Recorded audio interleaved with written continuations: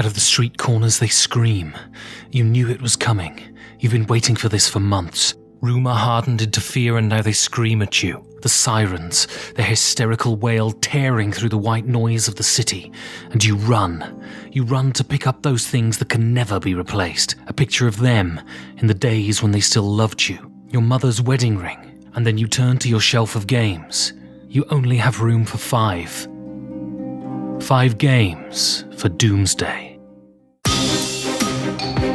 5 Games for Doomsday is a show in which board game personalities are thrust into a cabin in the woods to outrun an oncoming disaster, but can only take 5 of their games with them. But which will they choose?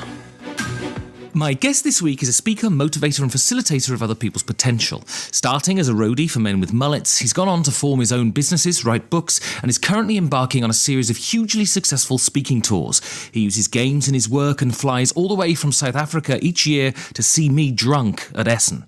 My guest this week is Rich Mulholland. Rich, welcome to the show. Thanks so much for having me. Super excited to be with you. So, my first question is what I usually ask people. How difficult was it for you to choose the games to take to the cabin? It was horrible. I must have gone back and forward. I must have rewritten this list about 20 times. And up until I had to stop myself from, trying to retract my mail and send a different off to you after about 2 seconds after I'd written it and decided. It turns out that it's just a hard decision.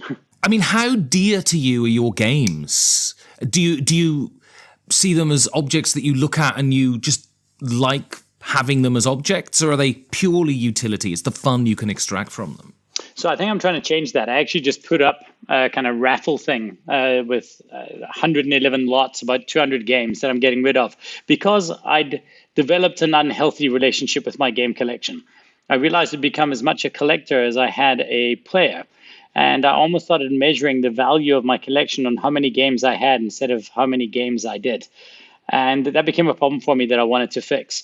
So I think I am the latter, but would rather be the former. I'd rather be a utility player, someone who plays because he loves them.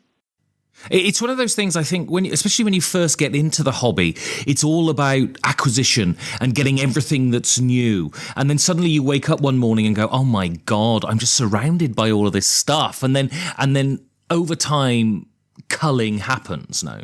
Right. Well, for me, the biggest lie is that it is one hobby. There's a bunch of hobbies. There's the hobby of Kickstarter. That's a hobby in and of itself. There's the hobby of playing games.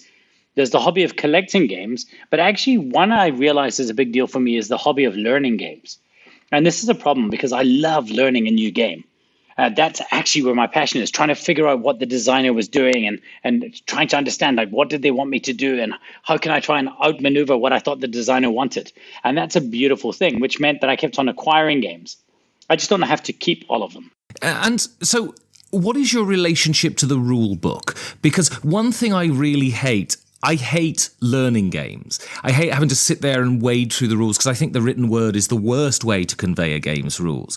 Are you one of those people who has a pile of rule books next to your bed and enjoys wading through them at night? Absolutely. And I like to, it's kind of like when you read business books, you'll read a business book and you're almost trying to see at which point you get the joke. So, they're doing all of this preamble and you figure out, this is where they're going with it. And it's so funny because most business books, you can get the joke in the first chapter. I like reading rule books for the same thing. I like to read until I find out what is the different thing they're trying to do here or where they're trying to take my brain. And I try to almost play the game in my head when I'm reading the rule books. And I always know a game that I'm not going to enjoy is one that when I read the rule book, I can't see anything interesting happening. Like there's no joke to tell. It's just the same joke I've heard with a different character. I think it's really interesting because a lot of people say to me, oh, I know if I'm going to like a book by reading the rule book. I have absolutely no idea. It doesn't register with me at all. I mean, are you a good teacher of games? I think so. I think I'm a fairly good teacher. I understand the dynamic. All I try to teach people is how to win. And I start everything from there. That's the easiest thing, right? In fact, this goes back to work. If you can teach people how to win at something, then they teach themselves the game. Once they have a good understanding of what it takes to be victorious, everything else their brain does is a guessing machine, trying to figure out how this new bit of information you've just given them can help them do that. And once I figured that out, it became easy. And I know we'll talk about this when we talk about a book you're writing. But I mean, to what degree for gaming for you is the journey the destination? Are you one of those people who's focused on winning and that's the vital thing? Or is it the process of playing the game? So I always hear people and they go and they say, winning's not that important for me. I mean, I love winning. I absolutely love winning games. It's so much better than not winning games. It's immeasurably better. However, if my mate comes over and we have a games night and we sit and play all night and he goes home and I've not lost a single game, I might be going through my head how to play better, but I would never go the next day and say I had a terrible night the night before. I had an amazing night in which I lost. So my enjoyment is in no way tied to winning or losing, but my intention is 100% to win. Like when I play with my children, the poor little things. I mean, my daughter is 11 years old. I am going to war when we sit down to play Onitama. But we've maybe played 30 games together and she's beaten me twice. And she knows that she absolutely outmaneuvered me because I will not give for a second. Do you think that's valuable? Because there's often this, they say, oh, you should just let kids win. Do you think it's valuable to teach children the values of winning and losing while they're children? Yes, but they learn that in many other things. They'll learn winning and losing in all different things when they're doing stuff against their peers. When my daughter goes to a gymnastics competition and she won there, that's amazing. But then she came home and she lost a game of Onitama, and that's a reality check. And we're not playing to do that. We're playing for the sake of playing because it's a really nice thing to do as a parent. But I certainly feel, I just don't have it in me. I actually physically lack the ability to let somebody else win intentionally. Even if I thought it was bad parenting, I would still do it. And so how do you think you'd survive in the cabin? With limited group of people and having to cut your own wood and skin your own rabbits and all of that sort of gubbins. Okay, with a limited group of people, I would have no problem at all. I'm really far better with small groups of people. That's why I enjoy board gaming so much. It's not big crowds, it's a few people. With skinning rabbits, I wouldn't last very long. That's why I only needed 5 games. I'd be dead of starvation very, very quickly. I'm the least handy person in the world. Or I would try to figure out how to delegate to the one other person in the cabin to go and kill the wild animals. So I want to go back to the beginning. So you were born in Scotland, but you relocated to South Africa when you were 9. Firstly, why did the family relocate? And secondly, how was it as a 9-year-old moving from Scotland to South Africa? Warmer. The answer is warmer. But the reason was that my dad got a job. He came over here for a funeral of his mum. And when he was here, she was visiting my dad's sisters who were living here. And when he was here, he went for an interview. And a few months later, he went to actually just see the local broadcasting company here. A few months later, my parents had actually been in a pretty bad place and things weren't going great. And then my dad got offered this job. And they thought, well, here's a chance to push reset. And so they did. And now we're going to Ireland to celebrate their 50th wedding anniversary next year. It was as much as just a big change, I think, a catalytic change that my parents needed. And so what was the environment? How different was the environment of Scotland in terms of the schools you were going to, in terms of the sort of attitudes of the people, to South Africa? And did you find it difficult? Did people take the mickey out of your accents and all of that sort of stuff when you moved? No. So the one thing I found, and even as a speaker today, there's no greater asset than having an accent. Anytime you're an outsider, you immediately have value. It has a degree of cachet that is worth something. So it was amazing. I was the wee kid with the Scottish accent, in the playground. And that was nice. The place was very different, though. My parents shielded me from a lot. I went to a private school that had both white and black children, which was completely not normal. So we were quite shielded from that. But even then, those kids could never come to our birthday parties because they lived out and they could never get in on the weekends, and they lived in townships. And we had no idea of how their life was. But I was completely blissfully ignorant. And so you went to school and you lived in South Africa, and then you said that you ran lights for bands such as Iron Maiden and Def Leppard. So firstly, how did you get into that? And then how was it? Was there a rampantly decadent rock and roll lifestyle, or were they all boring men drinking cups of tea? So the getting into it was Depeche Mode was coming to South Africa, and I was a big fan. And my dad had previously worked as an audio engineer, and I said to him the words, "I would lick the stage clean for free if he could get me work as a stagehand." And then he brought me in, and when we arrived there that day, he asked me, "Do you want to do sound?" And both him and my sister did that. And I said, "I'd like to do something different." He said, "Well, what about lighting?" I said, "That sounds good." And I joined the lighting team, and I just tried my best to make myself indispensable. So at every show that came out, when they needed stagehands, I was called. It was like Aha was next, and then Bryan Adams. And in Bryan Adams, I hitchhiked with the truck drivers, and I paid the truck drivers moving the gear to allow me to travel from trip to trip.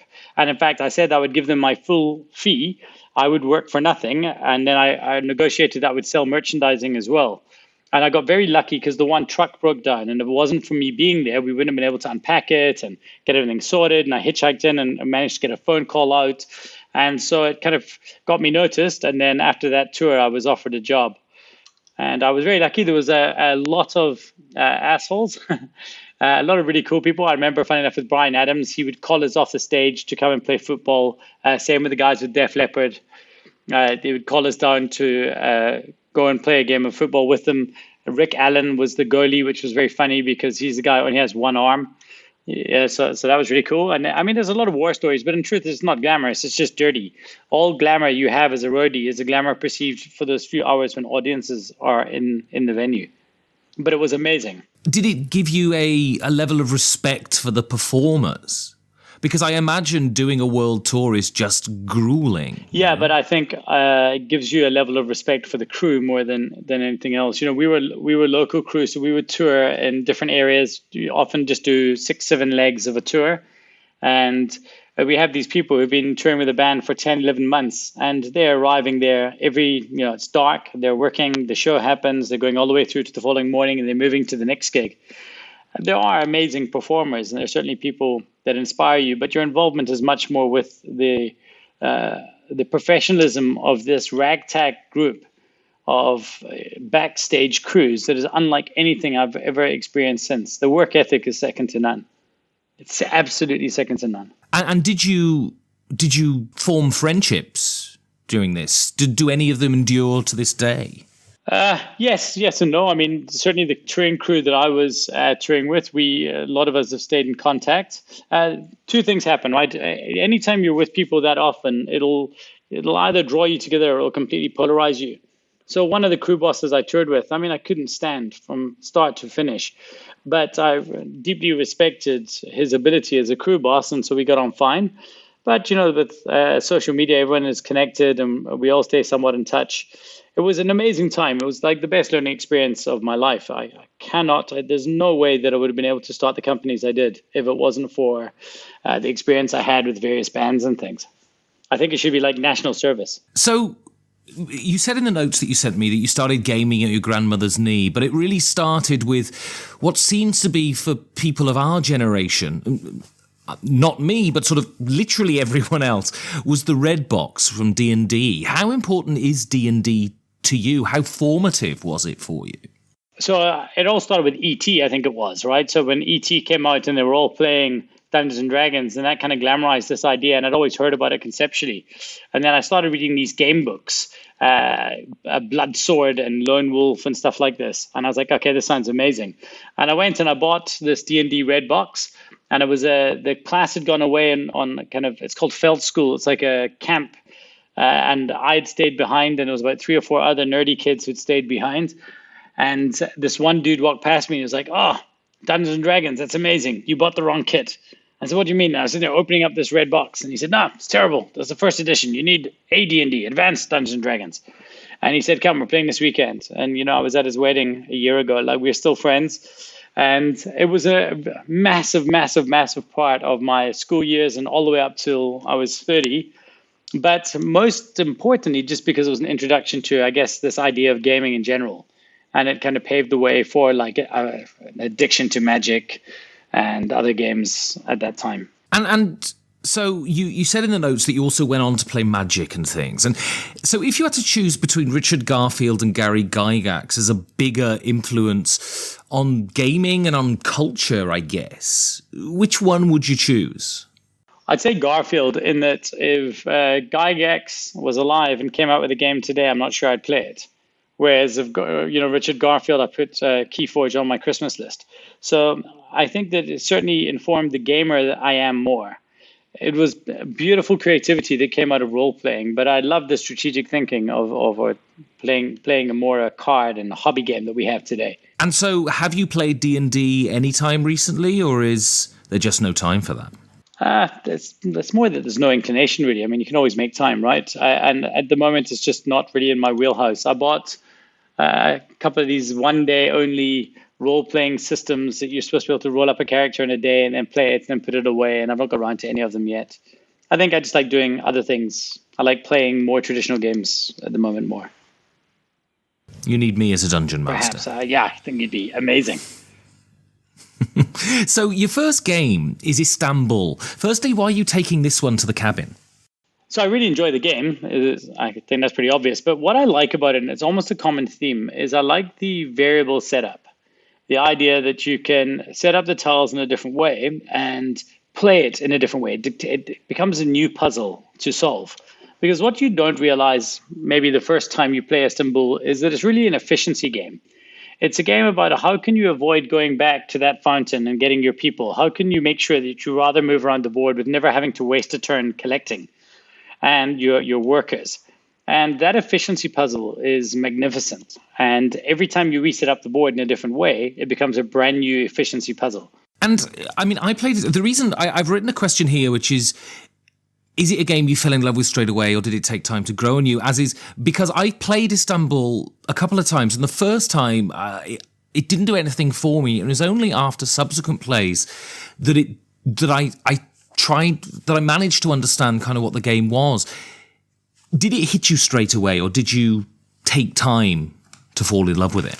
Certainly, maybe by the second or third game, I think I'd started to enjoy it. And that was when I think I got the joke, this efficiency play. In the beginning, I would go around, I'd do my things, I'd come back, and I would collect those workers. And so I don't think it got me straight away. It certainly didn't, because it was probably 2 or 3 months between my first and my second play of the game. But once it did, and once I started understanding the layers of it, and you could set up the complexity of the game depending on how you set up those tiles, and you could almost force the decisions people would make depending on where things were, and so it became a different game with different paths to victory that I really enjoyed. I really loved that puzzle aspect of it. And so, from reading your bio, you have an affinity for abstract games, and there is a spatial element to Istanbul that a lot of games don't have. Do you think this game takes anything from concept of abstract games and puts it into it? Yes, 100%. I think that's almost exactly why I enjoy it as much as I do. I think it is quite an abstract game. It's moving little tokens around a board and trying to do things. I mean, that's pretty much every game we play, but it's that spatial aspect of it is very like games that I enjoy. I mean, my favorite game is TAC, which is purely a spatial game. That also involves stacking pieces on top of each other and moving them around the board in the best way possible. So I want to go on then and talk to you about your businesses. So you started your first business, which blows my mind, at the age of 22. At the age of 22, I was most of the time in a gutter, surrounded by my own vomit. And this was Missing Link. Can you tell us about this business? Yeah, so Missing Link is a presentation strategy firm. We go to organizations, big corporations, and we try and change the way they communicate in public. So when they're standing up in front of people, business leaders, if they have a conference or a roadshow or a keynote, we'll work with the speaker, we'll create all the content strategy for it, we'll then develop all the slides and videos, and finally work with the speaker themselves to make sure that when they get on that stage, they grab the audience by the throat and drag them to the end. And so, were you ever overawed starting a business at that age? And were there any sort of big mistakes that, in retrospect, you wouldn't have made now? So I was almost, I want to say perpetually overawed. I'm perpetually overawed when I look back.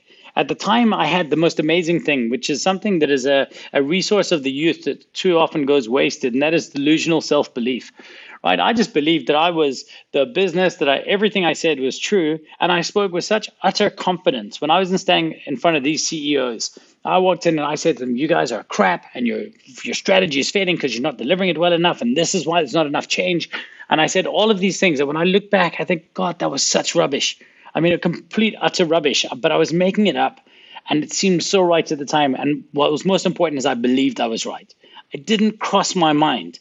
I absolutely felt that on the topic of presentation, on that one slither, I felt that I was the smartest guy in the room, even if I was speaking with South Africa's top business person. In fact, the one time I was working on the speech for the South African Business Person of the Year. But yeah, it was just delusional self-belief is the most amazing resource. Pity it diminishes. I mean, I think that's the key, right?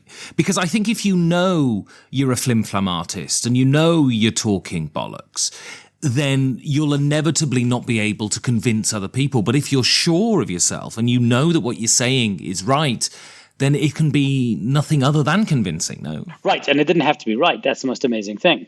I just had to believe I was correct. And I figured out a lot of the other stuff later. Like what's that line they say, an entrepreneur jumps off a cliff and builds a parachute on the way down. And that's kind of how it felt. But at the time, you asked if I had doubt, and I simply didn't. I just believed. And luckily, I took an area of the market. I mean, presentations, nobody cared. The standard level was crap. Everybody was crap. And if you offered like slightly better crap, you were winning. And so we became, I think we were at one stage the fourth largest presentation company in the world. We certainly one of the most respected. It was just by bullshit, really. I mean, you said you had no doubt. Does doubt grow the older you become? Oh, absolutely. Now I doubt whether I should go to the toilet in the morning. Like I doubt everything. I'm 44 and I started 2 new businesses this year, one that I'm actively involved in. And the amount of thinking it took to do this one versus the amount of thinking it took to start the earlier ones was astronomically different. So you were voted as one of The Guardian's top 300 South Africans to take lunch with. What makes you a good lunch date? I don't know. I think I'm a pretty crappy lunch date, actually, but because every single person knows if they go to anybody has any downtime with me for any period of time, I will make them play a game. I do not let anybody get away unplayed. I will sit there and I'll have a meeting with somebody, and as soon as that point comes up and they say, "Oh, so you're involved in board games? You mean like computer games, And I say, "No, let me show you." And I'll make them play a game. So almost every single one of my business lunches ends in a board game. For a very, very small subset of the world, that's a good day out. For probably the vast majority of poor people who have to have lunch with me, they just don't understand how this craziness happened. But they always enjoy it in the end. So your next venture was a company you described as trying to save the world one notebook at a time. What does that mean? What was the company and how were you saving the world? So I'm a member of this organization called EO, Entrepreneurs Organization. And we were at an event and this lady came and spoke. Her name is Helen Lieberman. And she'd created 1,000 informal schools in Cape Town. They're called educare facilities. And it was very, very, very clever. She'd realized that in South Africa, most people have housekeepers, but the housekeepers will retire and they'll have worked with this family, up until they're 60 something, and then they'll retire and they'll go home, and then they kind of lose a lot of their self-worth. And we also have a problem where the government will pay for schooling, but it doesn't pay for nursery school. So my kids, in our somewhat privileged upbringing, my kids went to a good nursery school where they learned some of the basic fundamentals. Now you can imagine as a poor little, say, black kid or colored child who grew up in the townships, whose first day of school is literally their first day of school. They're already starting, 3 steps back. And so this lady, Helen Lieberman, had been speaking to her housekeeper who'd been deeply depressed because she thought retirement would be amazing, but it turns out that so much of her self-worth was looking after this Lieberman family. And so they'd be on the phone every day chatting as they used to do when they worked together. And eventually Helen saw this opportunity to solve 2 problems with one solution. So she said, well, I can't teach all the children, but I can teach all the retired housekeepers how to give these kids a head start. And so she created these little facilities. And as I said, there's 1,000 of them at the time I got involved. And at the end of her talk, I was sitting there and I went up to her and I said, listen, I feel like I've achieved nothing in my life. Everything is, I mean, she'd been arrested. She was an apartheid activist, and she got arrested post-apartheid, and they kept trying to shut down these schools. And she would just say, no, you know, F off. Like, I'm going to do these things. She's an angry little Jewish lady. And I went up to her, I said, I'm so inspired. Is there nothing I can do to help? And she said, yes. She said, I need storybooks because we keep on giving these children Jack and Jill and, you know, Little Red Riding Hood, and that doesn't have a great African context. And I want to teach these kids with stories that are their own. So I thought about it for a while, and I had a meeting with a couple of friends a few days later who were looking to start a business. And we realized, what happens if we could create a notebook that every single time somebody bought one, we could give one of their entire facilities books. And so it's 10 kids per facility. So we said, okay, cool. We want to make a notebook. And for every notebook we sell, we'll give one of those workbooks with his African stories to every single kid in that class. And so that's what we did. That's called Human Rights. So your next game is a game that divides opinion. I personally think it's absolutely fantastic, but a lot of my friends in my gaming group really don't appreciate it. And this is Scythe. Why do you think the game is so divisive? I think anything good should be, but I think most importantly, anything popular will be. So I don't know. I grew up punk rock is a big part of my core. I owned a punk rock record label for a while, and there was a more poppy punk band called The Offspring, and they have a song that's called "It's Cool to Hate," and it talks about the fact that, you know, it's a cool place to be where you hate stuff. And I think in many ways, there's a snobbery in board gaming that makes it cool to hate certain things as soon as they become popular. A case in point for me would be something like Exploding Kittens. Right? You must go and try find a board gamer to admit to enjoying that game, even for what it is, right? A light, silly little filler game. Me. I will stand out on that fence. I played it and I enjoyed it immensely the couple of times I played it. Right, I've actually played it mostly with my kids, and they really enjoy it, and it's a cool, fun game. But here's the thing: go to the Dice Tower and search for Tom Vassel's review, and what you will find is that there wasn't one. There wasn't a review. Now, how can the industry standard reviewer, right, this guy who's basically the person that I give money to every year to review the best games, not do this? And, you know, I asked him on Twitter once, and the answer was basically or I saw him answering somebody else, and it was basically, I can't be expected to review every game. Exploding Kittens is not every game. It is the highest, at the time, it was the highest backed game on crowdfunding history at like 8.6 million or something. But no, too cool because we can't possibly like a game like that that's become popular but was created outside the industry. And so it becomes cool to hate on things. It becomes cool to not like Catan anymore. Or it becomes cool to, I don't know, I just see this a lot. And, you know, as soon as something gets quite popular, somebody else will be very quick to tell you why it's crap. But I think it doesn't really matter. It matters only, opinions are like assholes. Everybody has one. And I think it only matters how much you enjoy it. No part of my judgment for you as a person will be in any way drawn to what you enjoy. I like the books I like, the music I like, and the games I like. And I feel perfectly comfortable with that.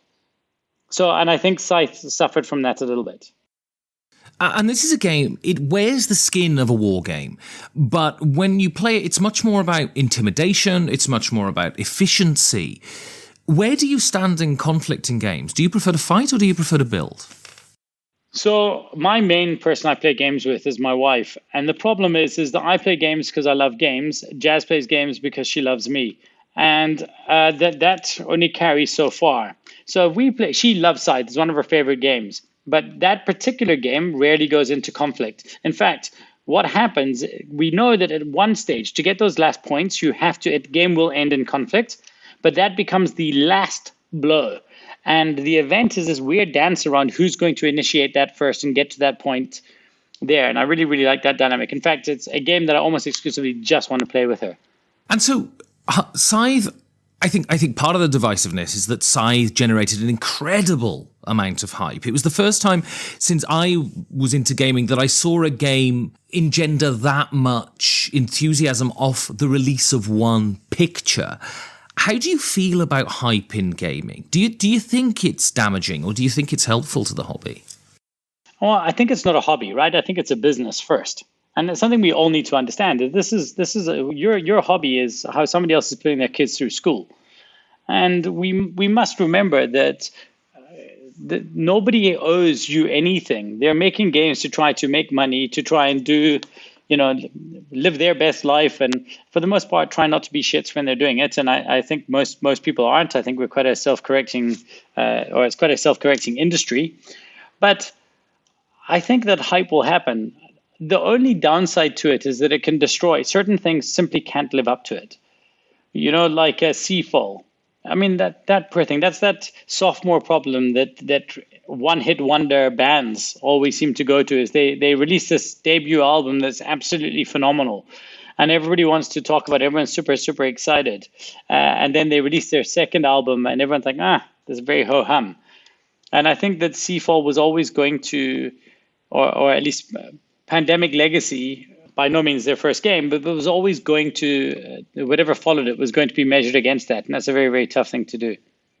And it simply couldn't live up to the hype. I want to talk to you now about South Africa, because I grew up as a kid, and the one thing I knew about South Africa is that it was a racist country and that you shouldn't go there and you should boycott it and you shouldn't buy Cape apples. They shouldn't be sold in the supermarket. And you grew up in South Africa during the transition from apartheid to a freer age. What are your memories of those times? You would have been, 14 when apartheid stopped? Yeah, so the pillars of apartheid started falling when I entered high school and ended the year in 92 when I graduated high school. And luckily, my history teacher was amazing. And we would review literally what was happening. We did history of the week before every week. And there was so much actually happening that it was an amazing change. The first realization is you had no idea. It's like somebody's waking you up from a stupor. You simply have no idea. I can't explain to you. It's the only thing I can imagine is, when people talk about Nazi Germany or how did everybody go through this thing and how could you possibly let certain things happen, is you genuinely don't realize. You turn such a weird blind eye. The other realization is that the world is racist. South Africa just made it law. A case in point was when we were leaving Scotland, my parents tried to sell their house to a black family that were moving in Glasgow. And the neighborhood group got together and said that they would collectively buy the house from my parents instead because they didn't want a black family moving in. And this was where we're moving from. Racism is certainly not the sole mandate of South Africa. It was just that we'd written it into legislation, which was crazy. Yeah, it was surreal, Ben. I can't explain to you. When I remember the arguments I used to have with people in Britain when our family would visit, and they would tell us about how racist South Africa was and how ill-informed I felt they were. I thought that they were being fed some propaganda by a propaganda machine, and they didn't understand what it was like, and isn't everybody happy? And then after, as you get a bit older, you start looking back and thinking, my goodness, how did I not see this? And I think what happened is, if you look at how rapidly South Africans have changed and how much things have changed, it's because once that blindfold comes off, you realize just how bad it was. I mean, and within years, this nation had transformed. I feel it's regressing a little bit the other way now, but it was remarkable, the change that happened. But again, we had this amazing leader who created this rainbow nation ideal that we all wanted to be part of. I mean, what was the feeling among white South Africans? What was the feeling towards Nelson Mandela? Was there a worry? Was there a feeling of threat that now we're all going to be thrown off our land, like what happened in Zimbabwe? Yes, briefly. Every South African was scared of what was going to happen. They bought tins of beans and, bottled water and all kinds of crap like that. And everyone was worried. Everyone was talking about immigrating. That was the first influx the first exodus of people to Australia. But it lasted, months, because Nelson Mandela was the most magnificent, benevolent. It's hard to overstate how amazing that person was and everything that he said to draw this nation together. I don't think anything would have been possible without him specifically. And you won't find a South African go to the staunchest little farm village Afrikaans person, and they'll still be a supporter. They'll still see Nelson Mandela as their Madiba. The greatest man of the 20th century? Very, very possibly. And did you ever meet Mandela? Yeah, so, well, not meet him as such, but I hit him on the head with a boom microphone. So on the day of his inauguration, I was working on a football match, which was an international match between, I can't remember who it was South Africa and, say, the Congo or something like that. And he flew in on a helicopter at halftime, and I was the boom mic operator. And so when they were doing the interview, you have to hold this pole over. And he was talking, and it's got this microphone at the end of it. And accidentally, I just let go of my grip, and I went down and hit him on the head on the day of his inauguration. And these big, staunch Afrikaans bodyguards gave me a look that I thought I was going to die. But anyway, at least I have a Nelson Mandela story. It's not much of one, but it's all I got. So how does South Africa fare today? Is there still a division between white and black? Are black people still predominantly a lot poorer than white people in South Africa? Yeah, for sure, because there's 8 million white people and 50 million South Africans. So it's going to take a long time. It's a very big game of musical chairs with not nearly enough chairs. Well, it's interesting there the way you phrased it. You said, there's X million South Africans and this many million whites. Is there a feeling that the black people really own the country and the white people are simply there as interlopers? Well, so I use that term intentionally in that the 50 million is not the black South Africans. That would be 42 million, or the non-white South Africans. There are 50 million South Africans that are black and white. I believe this archaic idea of this is somebody's land because 500 years ago certain people arrived or didn't. I mean, South Africa belonged to the Khoisan. And so if you say belonged, but it was the Khoisan who were here before the Bushmen. And the whites arrived from the tip of this ocean, and the black people came down from north at a very similar time. Like we all arrived here at somewhat a similar period in history. However, there's no doubt. I mean, colonialism ravaged this country, but it also built it up to be what it is. And there's a definite feeling of division.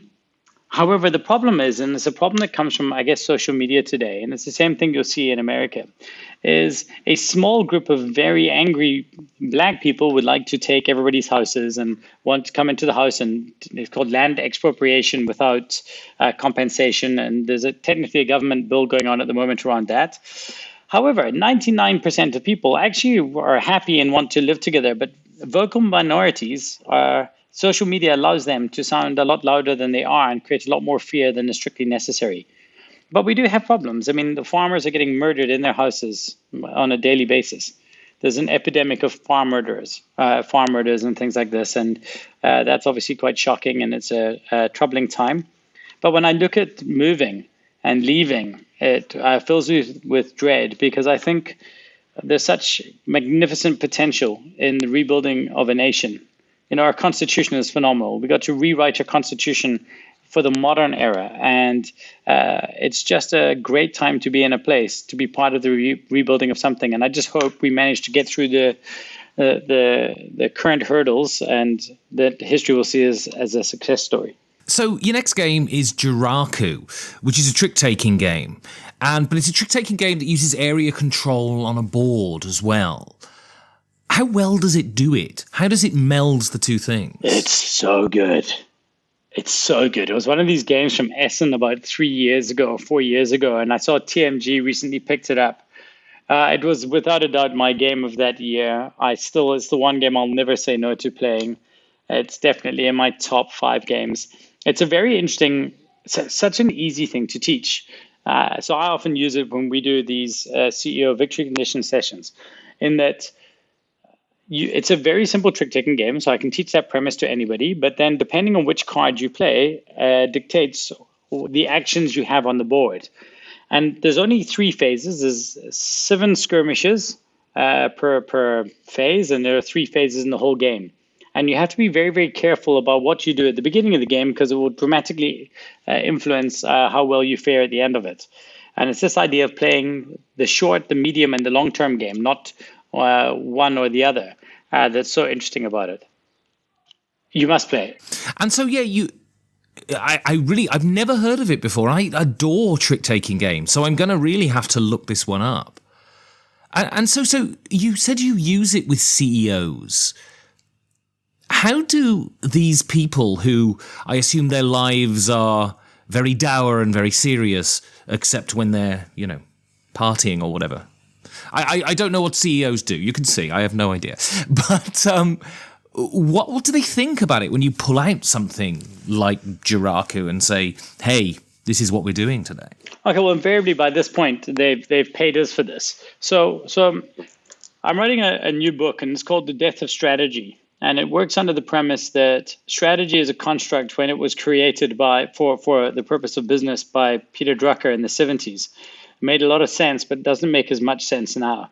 And we want to fill that with something that I realized from hobby games is this idea of a victory condition, a strategic destination. I think a strategic destination is far more interesting for a business than a strategy itself, because a strategy is almost the steps you want to take in order to get somewhere, whereas a strategic destination is we've thought about this and we really think the business needs to be here by then. And we want to instill this thinking in people. So what we do is we do a full day workshop and we try to find paths to victory for businesses. So it'll be instead of their traditional strategy workshop that they would have done. And the first thing we'll do is we'll play a couple of different games with people. So we'll sit down, and I usually sit with the head of strategy and the CEO and sometimes the CFO.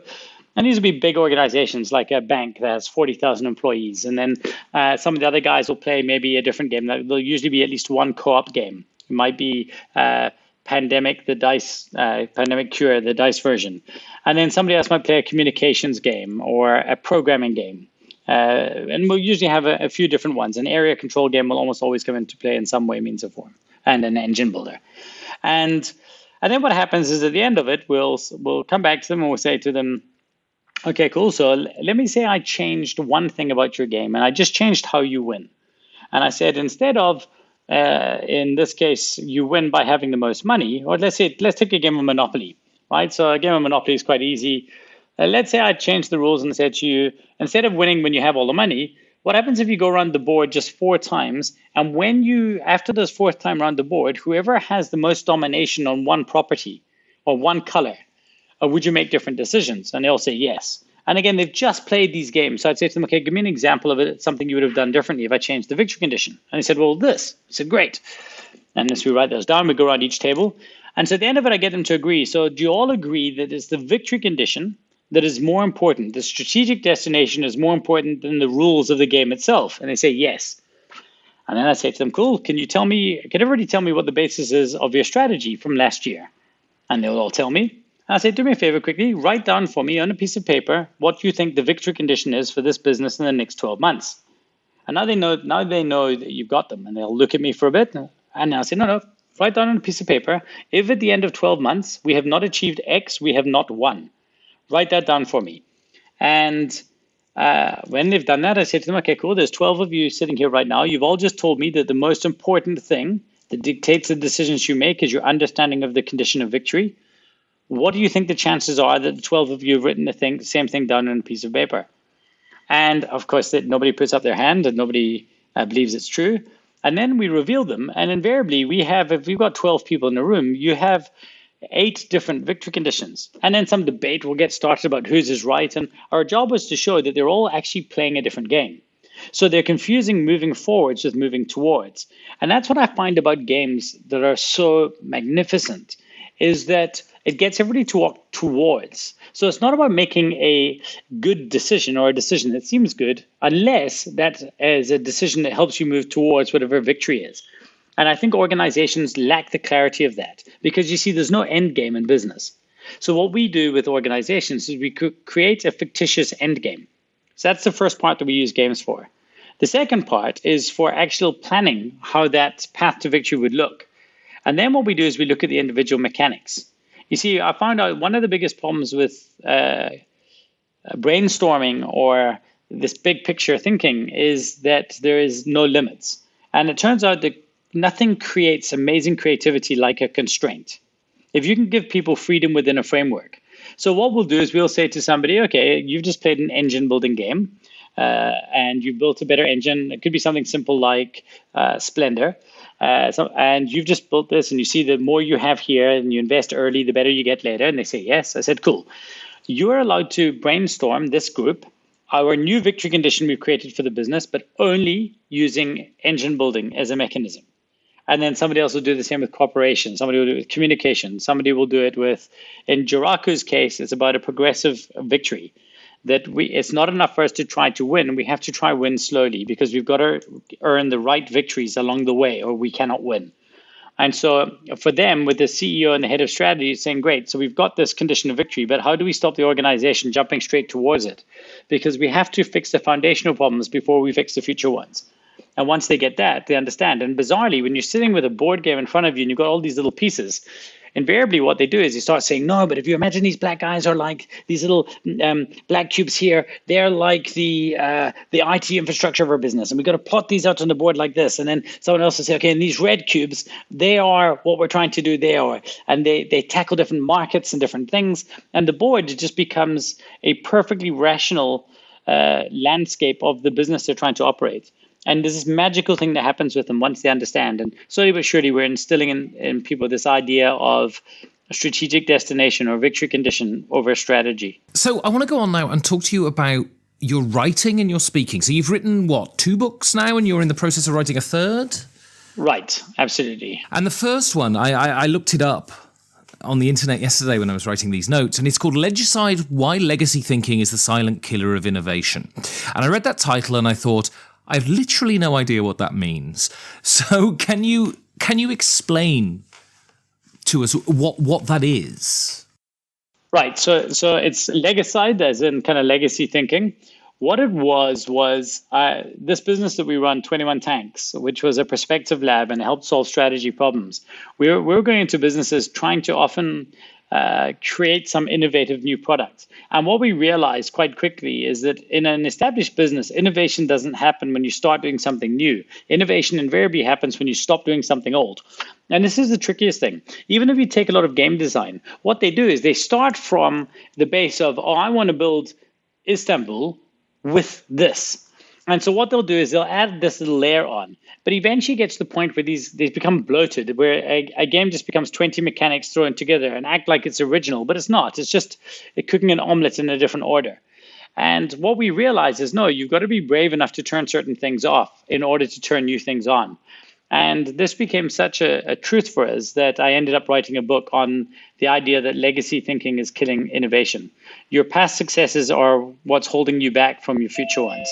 And so, I mean, why did you decide to start writing books? And what do you think you bring to this field?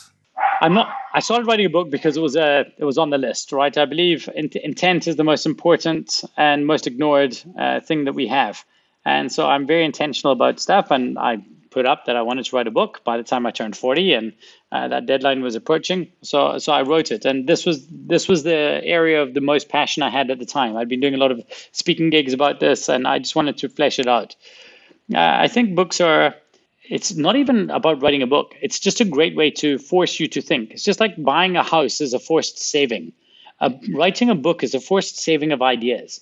It makes you sit down and actually question the validity of a whole bunch of the premises you have. Does this feel strong enough? And you start writing it out and you ask other people's opinion, you do your research, and it's a forced rigor that when you get through it, often the most important things aren't the result, aren't the book. I mean, I feel that way certainly about the book I just finished now, Boredom Slayer.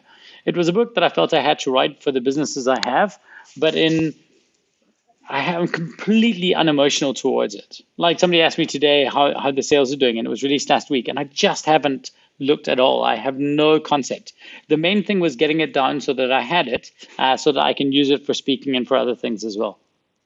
But I highly recommend the process.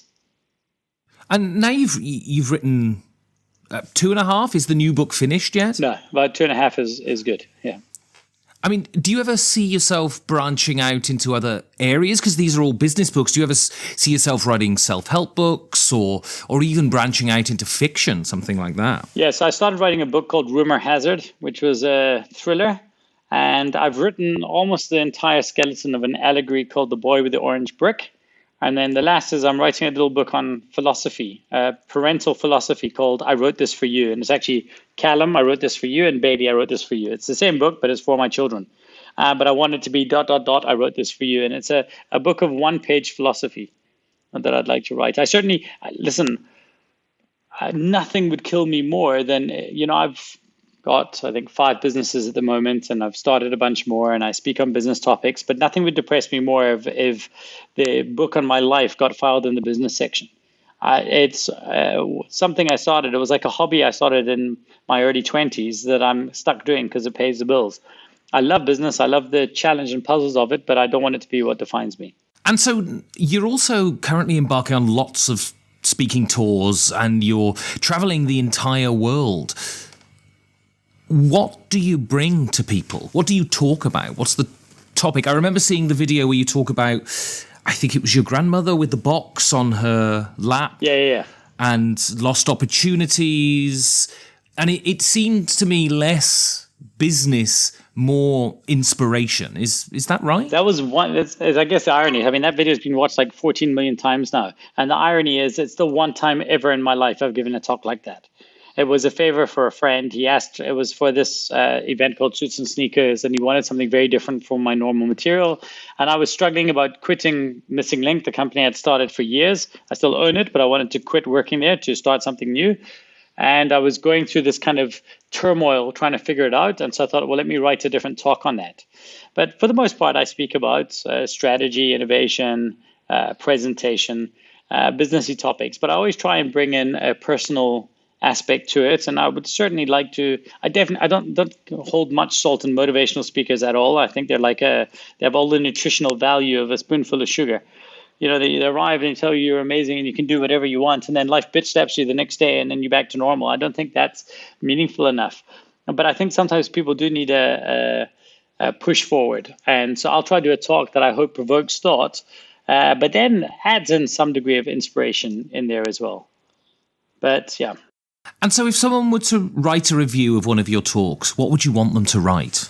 I'd like them to write, so I'd like to read 2 reviews. I'd like to read the review they wrote the morning after, or versus the review they wrote a month later. And the morning after, I'd like them to say that was really enjoyable and watching a master speaker at work and blah, blah, blah. And they'll talk about how fun it was and how much they enjoyed the experience and that I was confident and all of those things. But a month later, I'd want them to reflect and say, the first thought was that we thought that this guy was all jokes and laughter and things like this. But I found myself applying 2 or 3 of the things that he said in my day-to-day thinking, and trying to do some of what some of these kind of thought bombs that were dropped and putting them to work after the fact. And I certainly want to try my best to sneak as much smart stuff as I can in with a slightly enjoyable delivery. So your next game is War Chest, and you wrote when you said to me that this is your concession to the cult of the new. So why is this one representing the cult of the new? Because I love it. I really, really love it. I'll play it all the time. So again, it's an abstract strategy. I love the Duke. It was a game that's probably the easiest comparison for me too. But I love the fact that it's a game that looks like it's a game about pieces going and killing pieces, but it's actually not. It's actually conquer an area control type game where you got to go and hold an objective. And I like the fact that, and this is a theme with every single one of the games that I've put out there, that there's a variable way of setting the game up and playing. So every experience is different. In Scythe, you can have the different action selection. You can have the different factions. In obviously Istanbul, you set it up in a different way. But in War Chest, you can play in very different ways depending on the units you draft. And I like that sometimes you can have units that are seem very good that you can play very well, and other times you have these ones that seem they're totally overpowered or the other way. And it's just a very interesting thing with choice. So for me, I always like to play with the draft variant. I like to draft the units up front, but it's just a phenomenal game. And if people haven't tried it enough, I suggest they do. And it's also quick enough. I like generally quicker games that I can play 2 or 3 times in a row. And so this is a cult of the new game. After the dust has settled, in a year's time, 2 years' time, where do you think this game will lie in your favourites? It depends what they do with. So theoretically, I could play it as it is over and over again. I wouldn't need anything new for it. But it excites me. I mean, it's a big box that has lots of space, and it certainly has space for new units. And I'm very, very excited about what people will come up with. And I'm also excited about, there's one little thing that they had in there, is they had like battle sets, so like the Battle of Bannockburn and stuff. And I like the idea that they'll be able to create these little pieces of history and give you units. You'll be able to buy sets that mirror a battle. And of course, that's extremely abstracted, but I think it's going to be very fun. So I hope it will stay around. But I'll see. It's very few games last for me like TAC, although that's pretty new as well. That's only 2 years. So I want to talk now about the future. So what's the future for you? So you'll have a book coming out. Do you have a deadline when that has to come out? Yeah, I've got a publisher deadline, but it's not the same as mine. So my publisher obviously wants it to come out sooner and puts pressure on me. But for me, it's got to come out relative to when I need it to be in the world. So this particular book, I certainly want to be more researched. I want to fly around the world and interview a bunch of people. And that's a very, very important part of writing it for the new business that I'm launching now, is that a lot of the interviews I want to do for the book will actually help in the content I'm creating for the new company. So it's certainly not going to be a rush for me to get this out like the other ones were. But I'll probably take about a year. I would imagine this time next year. If it was out maybe, I don't know, October, November, I'd be happy with it. But again, writing is a means to an end, not the end itself, as with business. So there's always a bigger play. And what do you want the book to achieve? I would like to, for me personally, I would like it to legitimize a way of thinking around business and strategy that I think will allow me to grow as a speaker, as a thinker, to sit in boards of a few more interesting organizations. And this new lens that I want to bring on business, I believe will be helpful in getting that to work. And most importantly, for people reading it, I'd like it to be something that would change the way that they think about. I mean, I'd like people to play games at work. I'd like them to actually understand these ideas are applicable straight and directly. But I would like them to just stop thinking about the world of strategy and the legacy mentality that they currently have. I think it is stopping businesses from moving forward. It's the same reason, funny enough, that we always talk about abstract strategy games, but they're not abstract strategy. They're not strategy games. They're abstract tactical games. We confuse strategy with tactics all the time. And so often these games that we talk about, we have a move. It's not strategic. There's a little bit of planning, but for the most part, they're tactical games. And I think that we glorify strategy and we underemphasize the value of being a smart tactician. And I think we need to become more tactical because things are changing so rapidly in the world today that if we do not become more tactical in our thinking, we will lose.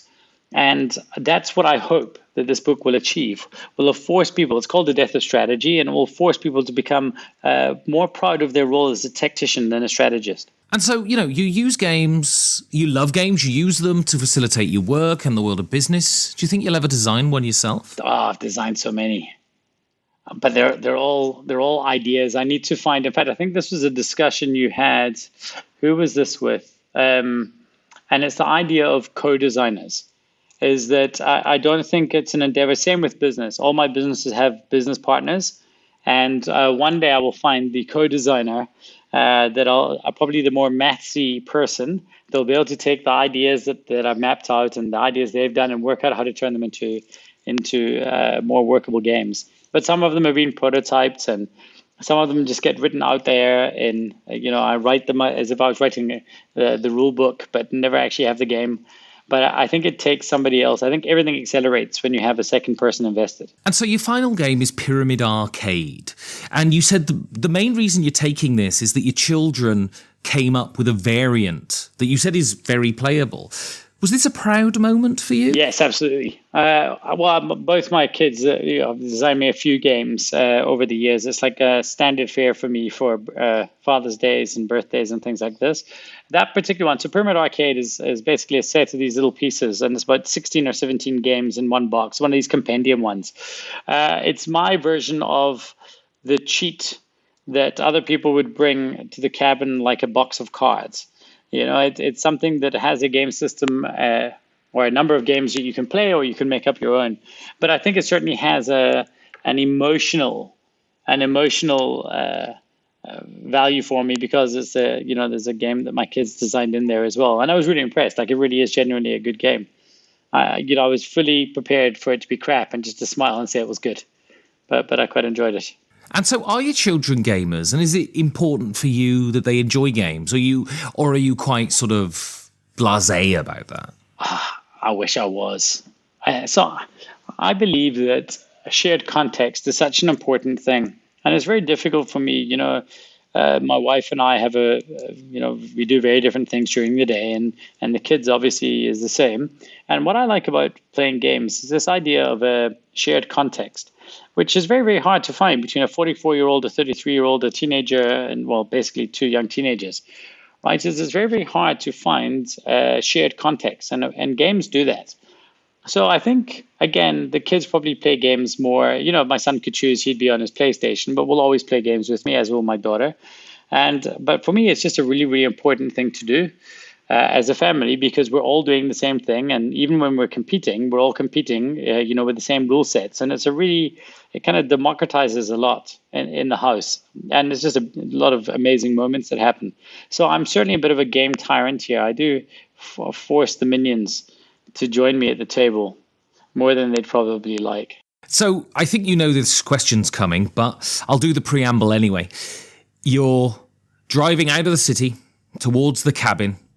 You've got your foot down, you go around a corner, the back door of the car flies open. 4 of the games fly out. They go down a ravine, into a river, and are swept away for all eternity. Which one do you hope is still sitting on the backseat of the car? I want to change my mind now. But I'll stick with Pyramid Arcade, because I do like the nostalgia, and I'd want to be reminded of all those fun moments. And most importantly, I'd want to be able to have the cheat of the multitude of games that are in one box. So if people want to get hold of you, want to buy your books, how would they go about doing that? If you go to @RichMulholland on Twitter, and in that little link in the bio, there's a link tree. Do you use Linktree? I have no idea what you're talking about. Okay, well, there's a little Linktree link. It's like one of these miniature little website builders, originally designed for Instagram. And you get your name as like linktr.ee/your name. And it's got a link to everything. My Facebook, where you can buy my book, my newsletter, my YouTube channel, all of these things. And so the link in my Twitter bio will get you everywhere you need to go. But I'd highly recommend you check out Linktree as well. It's a really handy tool. Brilliant. Well, Rich Mulholland, thank you very much. Thanks for having me. And if you want to suggest a guest, or if you want to say something nice about the show, or if you want to say something horrible about the show, you can contact me on @5gamesfordoomsday on Twitter. You can send me an email at 5gamesfordoomsday@gmail.com. You can give a rolling donation to help support the show at patreon.com/5G4D, or a one-time PayPal donation at the bottom of the website 5gamesfordoomsday.com. And if I haven't had to escape the contagious Michael Flatley impersonators and Rin Tin Tin's evil twin, I'll see you in 2 weeks for another 5 Games for Doomsday.